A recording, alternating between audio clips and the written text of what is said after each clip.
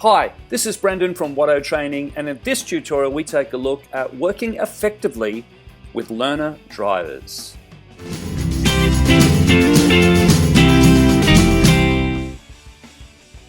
Let's take a look at the contents of this tutorial. Section 1, establishing trust. Section 2, maintaining a calm demeanour. Section 3, maintaining appropriate relationships. Section 4, maintaining tolerance. Section 5, providing constructive feedback. Section 6, recognizing and being sensitive to individual difference and diversity. And Section 7, using appropriate body language. Section 1, establishing trust. Listening is the ability to accurately receive and interpret messages in the communication process.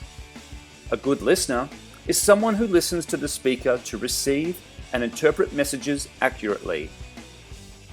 When you make the effort to listen to someone, they recognize your interests and they can tell that you're invested in what they're saying. This makes them more comfortable sharing with you and being open. Poor listening can occur for a variety of reasons.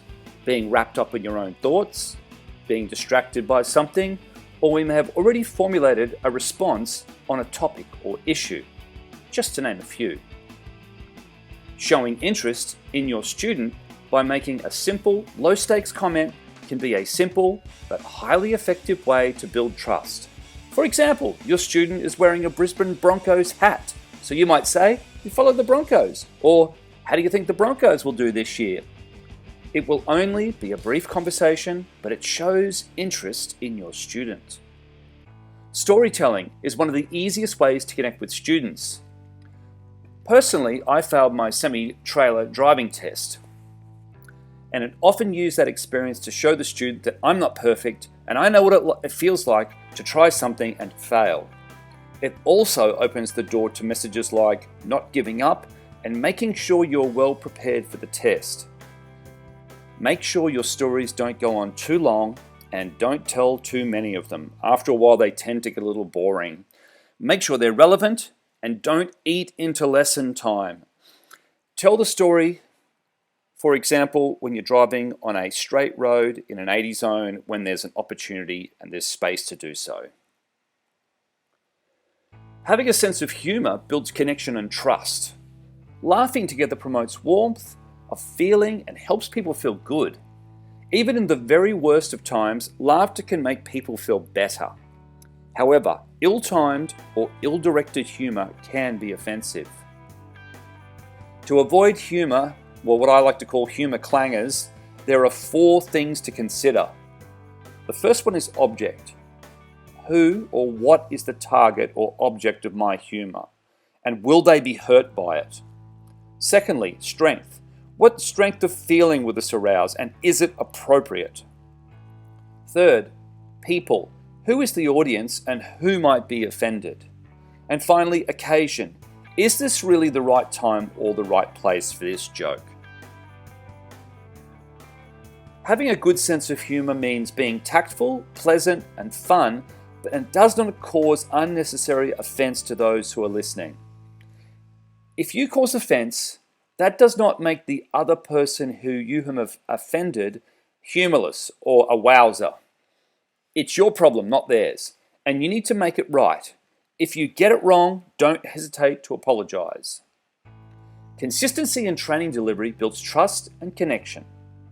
Students are able to participate in learning more effectively when they have a clear understanding of driving procedures and their importance. If students receive consistent instructions from their trainer, it makes it easier for students to know what's expected of them. Consistency develops routines and builds momentum. It helps form habits that lead to safe driving behavior. Section 2, maintaining a calm demeanour. Plan ahead. We never really know what's going to happen in the traffic, but we probably have a pretty good idea of the general types of pressure we may face on a daily basis. Decide in advance on a few possibilities that could occur and how you will handle them. Be flexible.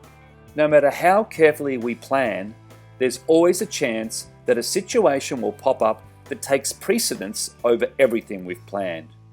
When this happens, take a moment to regroup and methodically deal with the issue at hand and then get back on track.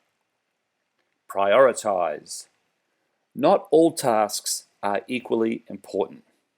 Some of them can be deferred to a later date without any major consequences, but others need to be prioritized highly. For example, it might be that an indicator or a brake light might go out in your training vehicle. That would be something that you would need to deal with on a safety perspective very, very urgently. Breathe. Whenever we are anxious, we tend to take quick, shallow breaths. That even can lead to hyperventilating, and it can make us feel dizzy, lightheaded, and jittery. It can also interfere with our judgment. If you catch yourself hyperventilating, try inhaling a deep breath through your nose, holding it for a second, and releasing it from your mouth. Repeat this exercise until you feel calmer. This is a form of meditation that you can use even while you're at work doing your instructing job. Exercise. Numerous studies have shown that exercise reduces stress, anxiety, and even depression. This is because exercise increases the amount of feel-good hormones like serotonin and reduces cortisol, which is the primary stress hormone. Have an attitude of gratitude. Gratitude is a warm feeling of thankfulness towards the world or towards specific individuals. The person who feels gratitude is thankful for what they have and does not constantly seek more. Competent trainers maintain their composure and still express concern and care, but not to the point that their emotions become a distraction or that they can't responsibly handle the issues at hand. Don't stress about the future tasks and deadlines that you need to complete when you're in the moment. You need to be focused and in as much control as you can on the present. Slow down. Again, go back to your deep breathing and realizing that you can only control what you can control. Section 3. Maintaining appropriate relationships. Keep expectations realistic. No one can be everything we might want them to be. Healthy relationships mean accepting people as they are and not trying to change them. A student who feels a connection to their trainer, has positive communication, and receives more constructive guidance and praise rather than criticism is more likely to trust the trainer and engage in the learning process. Positive trainer-student relationships draw students into the process of learning and promote their desire to learn. Be yourself. It's much easier and more fun to be authentic than to pretend to be something or someone else. Healthy relationships are made of real people. Assertive communication helps make your point more clearly than passive or aggressive communication. It means you make your point clearly and honestly while respecting the other person's point of view. Section 4. Maintaining tolerance. Be considerate of the negative experiences that may have affected a student's ability to trust you. You may encounter students who haven't experienced trust in their lives. If a student has learned not to trust any adults at home, they will have no reason to trust you as their trainer. Be patient and take the time to get to know your students before you dismiss them as being incapable of trust. After all, you never know what they might be experiencing at home. Section 5. Providing constructive feedback. To provide constructive and educative feedback, set learning goals, give evidence on the student's performance, provide instructions on how to improve learning outcomes, and check how students respond to them. Feedback is a key element of the incremental process of ongoing learning and assessment. Providing frequent and ongoing feedback is a significant means of improving achievement in learning. It is vital that we take into consideration each student individually when giving feedback. Be specific as possible when giving feedback. Feedback is most effective when it is given immediately, rather than a few days, weeks, or months down the line. When giving feedback, it should be clear to students how the information they are receiving will help them progress towards their final goal. Section 6. Recognizing and being sensitive to individual difference and diversity. Diversity incorporates all of the elements that make individuals unique from one another. This includes many different factors: race, ethnicity, gender, sexual orientation, socioeconomic status, ability, age, religious beliefs, or political conviction. All these factors work together to inform how students and trainers and everyone else encounter the world. Recognizing the cultural diversity in driver training helps meet the educational and welfare needs of students. It aids in the planning of teaching and learning activities. Understanding culture.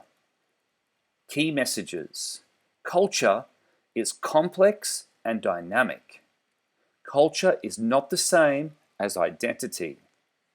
Culture is a widely contested term, and culture influences perspectives and identities.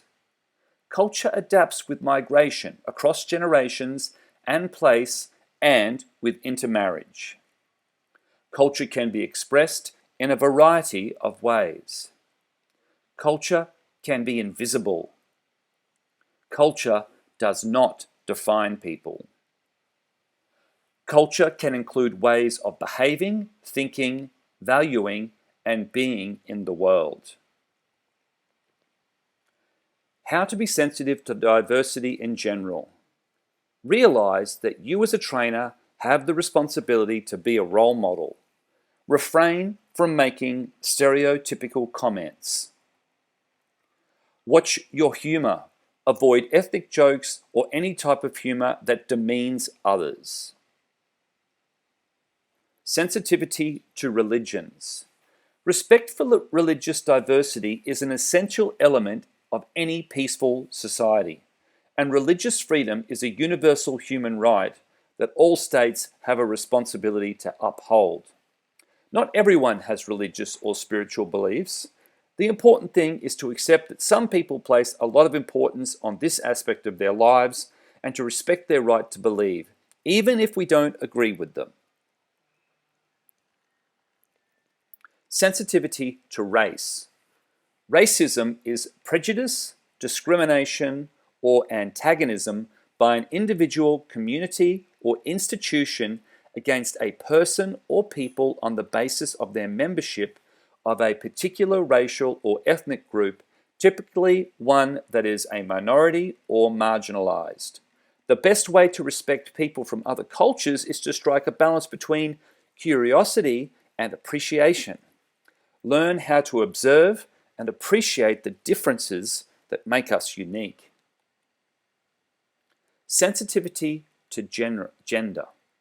Be careful to avoid sexist language or graphics in published materials. Sexist language is language which excludes one sex or the other, or which suggests that one sex is superior to the other. For example, traditionally, he, him, and his were used to refer to both sexes, male and female, but nowadays many people feel that this makes she, her, and hers seem less important or inferior. Sensitivity to sexual orientation.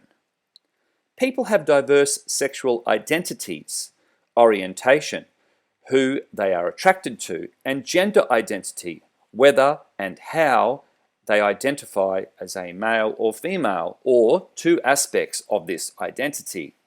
In terms of orientation, You may be straight, gay, lesbian, or bisexual, and or know people who are. A very small minority of people identify as being asexual, i.e., having no feelings of sexual attraction. Gender identity. In terms of gender identity, a person's sense of identity may match their biological sex and the gender identity they were given at birth.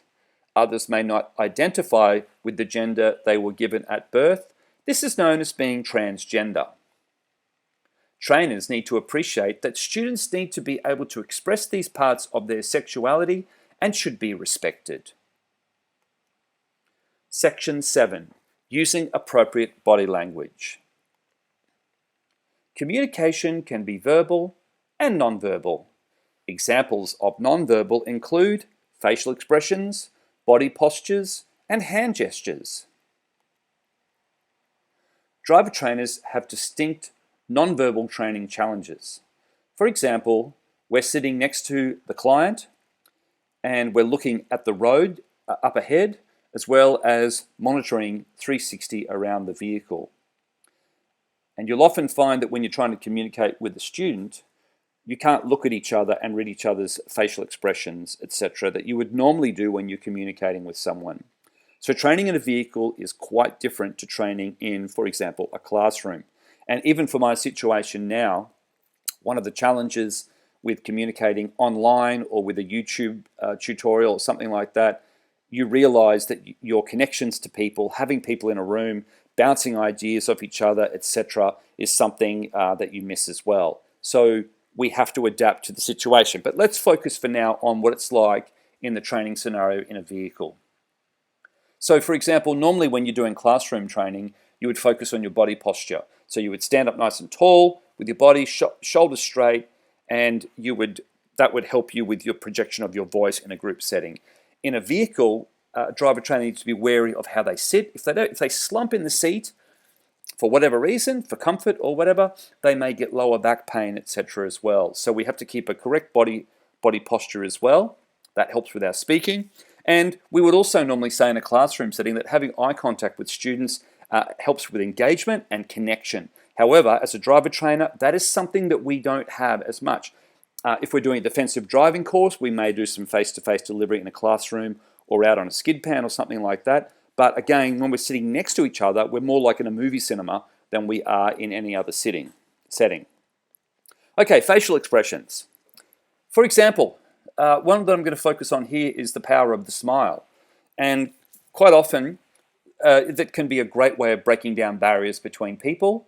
And also, even when you're talking, if you're talking and you have a smile on your face, it comes through with the muscles in your face and your tone. So that's something that I would encourage people to do, is to try and take on generally that positive facial expression. Voice modulation. This is one of the most important ones for driver trainers.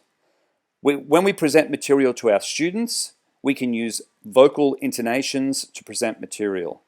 We can speed our voice up, we can slow our voice down, we can do a little sing-song voice, we can talk in a higher tone, we can talk in a louder voice, etc.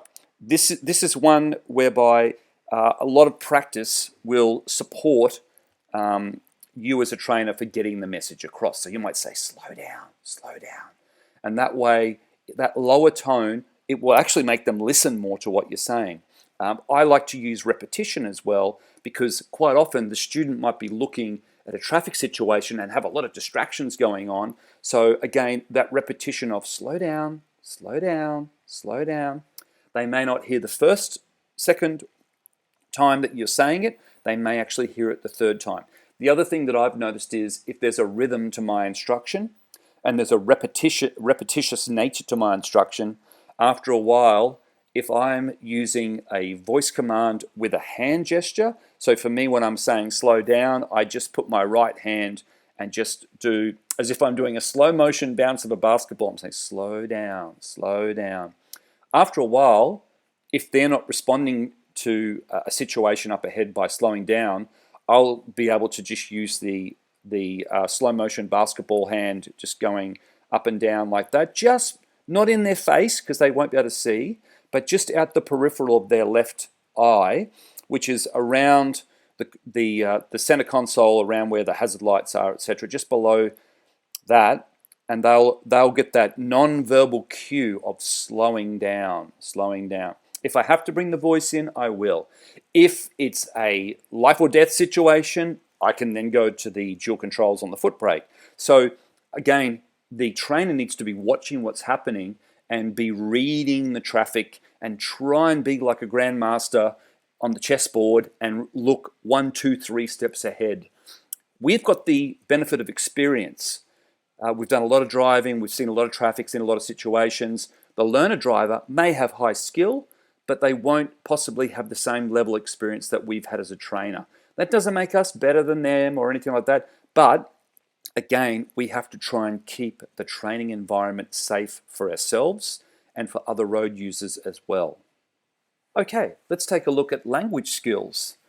So to be a good speaker requires a range of skills beyond accurate grammar, vocabulary, and pronunciation, though these are the basic building blocks that enable a message to be understood. So I would say that when people first learn to be a driver trainer, one of the things that they need to get a grasp of early on is jargon. Using the correct terminology when they're engaging with the student. I would like to think that by the time I've prepared a student for a driving test, anything that the examiner says isn't a mystery. I don't understand what they're saying. And I don't so much mean English as a second language, but the jargon of what do they mean by a reverse park, or what do they mean by a U-turn, etc. So part of the education process is beyond just the driving part to understanding the language of not only the assessment system, but the road rules as well, and the vehicle controls and their meaning. Positive force field. Sounds impressive, doesn't it? This is actually a collection of positive body language techniques, and working together with, as we've said, smiling, nodding, using hand gestures, tone of voice, pacing. This will help lower student anxiety and will boost engagement and motivation. So we have around our bodies what we would call our personal space. Again, can vary from culture to culture, etc. And everyone's different in their own special way. But generally, some studies will say it's about 45 centimeters would be what would be defined as our personal space. So we have to be respectful of that personal space. But what we try and portray around us is that positive force field of body language. So things like folding arms, slumping, that type of thing, can often send out a negative message from our body language. So this is very important when you first meet a student and have that initial contact, to make sure that you're employing that positive force field, smiling, open stance, friendly, engaging, eye contact, etc. Quite often when I'm dealing with students, one of the things that I'll do is take my sunglasses off so they can see my eyes, because they say the eyes are the window to the soul. And also when I'm dealing with my English second language students, a lot of the time I won't wear sunglasses, so that when I stop, secure the vehicle, I can actually sit back in the instructor's seat, have that positive energy between me and them, so that they can look into my eyes and read my facial expressions as well. Where to from here? So first of all, recognize your strengths. Everybody's got strengths. This is the foundation of great training. It can be helpful to first know your strengths in relation to your training skills. You can do a self-audit, or you can ask some other people to tell you what you do well. It might be, you're always on time. That's a good thing. Or you're a really snappy dresser. You look fantastic, etc. You may be able to use these strengths to help you develop other areas. But again, I'm always big on play to your natural strengths, because that's where your source of energy comes from. That's what comes naturally. Create a list of training skills that you need or would like to improve upon. So again, we talked about, it might be your time management that you might want to improve upon, or it might be your speaking skills. So for example, there was one client who went and joined Toastmasters to improve their speaking communication skills. Fantastic idea. Identify specific ways to improve. Sort of answered that one in the last slide. But for example, just say, I'm feeling sluggish and I want to improve my energy level. So I might say, look, I'm going to walk the dog for half an hour every morning. So I get up a little bit earlier. Okay, so I'm going to go to bed a little bit earlier and get a better quality of sleep each night. I'm going to watch a little bit less TV. I'm not going to drink any coffee late at night. I'm going to make sure that in the morning that I don't skip breakfast and so on. So again, you might come up with some strategies of how you can go about bringing that improvement. And as I said, if it's time management, there might be some sort of an app or some sort of software application that will help you function more efficiently. And determine how you'll measure the development of these skills. So we've made other YouTube tutorials about SMART goals, and SMART goals are really well known, universally known, and they are specific, measurable, actionable, realistic, and timely. And so I won't go into those now because we've covered those elsewhere, but you can determine how you'll measure the development of each skill as well as the timeline of how long you can expect to realistically complete each one. And finally, be patient. Improving skills takes time and practice, and it doesn't actually end because you will never get to the point where you are the perfect person or the perfect trainer. So that's why it's so important to continue monitoring your progress towards the development of your skills. Thanks for watching. This has been Brendan from Watto Training.